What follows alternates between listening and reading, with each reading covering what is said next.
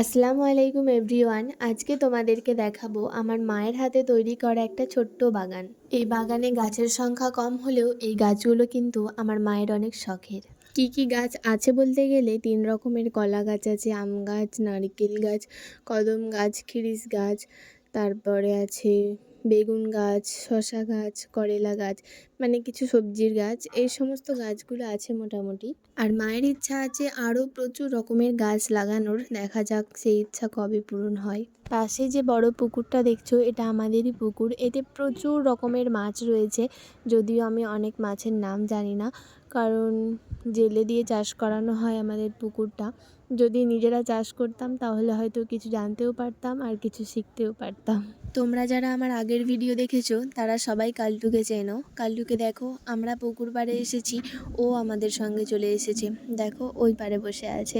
এবার আমরা যখন বাড়ি যাব ও আমাদের সঙ্গে চলে যাবে।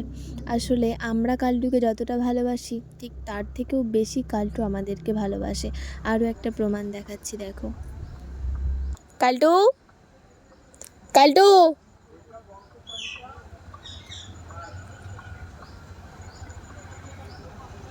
থাক থাক, বস।